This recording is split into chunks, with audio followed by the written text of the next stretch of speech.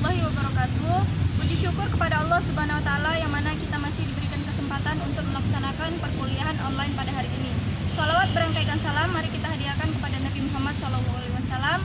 Allahumma sholli wa sallim wa barik alaihi. Semoga kita mendapatkan syafaatnya di hari akhir kelak. Amin amin ya rabbal alamin. Yang saya hormati Buya Eko sebagai dosen pembimbing dan yang saya sayangi teman-teman sekalian. Saya di sini ingin mempresentasikan hasil resume saya yang berjudul Hukum dan Perubahan Sosial. Perubahan sosial adalah perubahan yang terjadi akibat adanya ketidaksesuaian unsur-unsur sosial dalam kehidupan masyarakat sehingga menciptakan pola kehidupan yang baru. Perubahan sosial mencakup perubahan dalam nilai-nilai sosial, interaksi sosial, kelompok-kelompok sosial, susunan sistem lembaga kemasyarakatan, serta berbagai segi kehidupan masyarakat lainnya. 1. Fungsi hukum dalam kehidupan masyarakat. Secara umum, fungsi hukum dalam masyarakat terdiri menjadi beberapa. Yang pertama yaitu fungsi memfasilitasi, yaitu memfasilitasi antara pihak-pihak tertentu sehingga menciptakan ketertiban. Yang kedua, fungsi represif.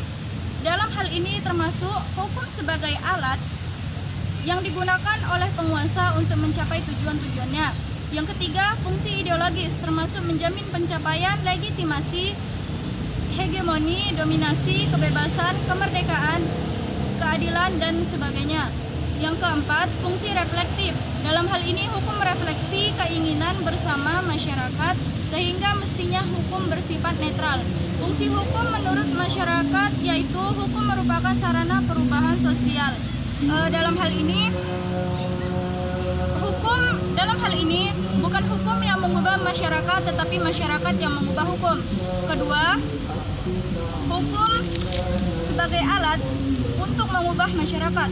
Hukum mungkin digunakan sebagai suatu alat oleh agent of change atau pelopor perubahan yang adalah seseorang atau kelompok orang yang mendapat kepercayaan dari masyarakat sebagai pemimpin satu atau lebih kelompok lembaga-lembaga kemasyarakatan. Hukum mempunyai pengaruh langsung maupun tidak langsung di dalam mendorong terjadinya perubahan sosial. Misalnya, suatu peraturan dalam dunia pendidikan yang mana warga masyarakat merasakan fungsinya secara tidak langsung yang sangat penting bagi terjadinya perubahan-perubahan sosial. Di dalam berbagai hal, hukum mempunyai pengaruh yang langsung terhadap lembaga-lembaga kemasyarakatan yang artinya adalah bahwa adanya hubungan secara langsung antara hukum dengan perubahan sosial.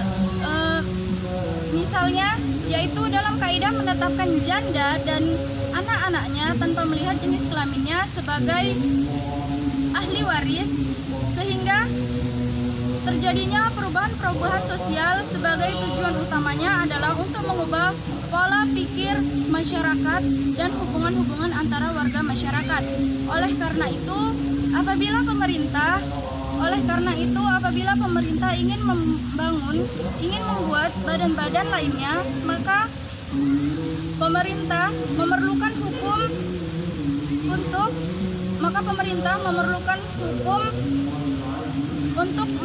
untuk melakukan perubahan sosial terhadap badan-badan tersebut.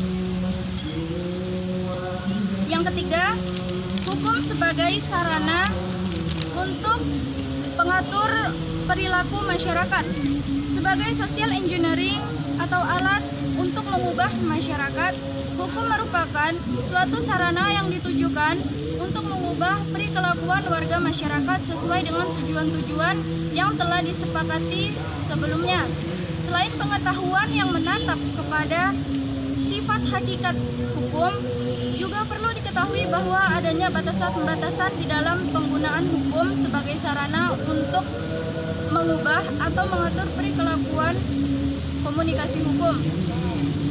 Kiranya sudah jelas supaya hukum dapat menyebarkan pengaruh di dalam masyarakat, maka hukum tersebut harus disebarkan seluas mungkin sehingga melembaga di dalam masyarakat. Komunikasi hukum dapat dilakukan secara formal, yaitu dengan cara melakukan sesuai dengan terorganisasi dengan sifat yang resmi, dan hukum juga dapat dilakukan secara informal, yaitu dengan cara tidak resmi sifatnya. Oleh sebab itu, inilah yang merupakan salah satu batas-batas di dalam penggunaan hukum sebagai sarana pengubah dan pengatur perilakuan masyarakat. Baik, hanya ini yang dapat saya sampaikan. Apabila ada kekurangan, saya mohon maaf. Assalamualaikum warahmatullahi wabarakatuh.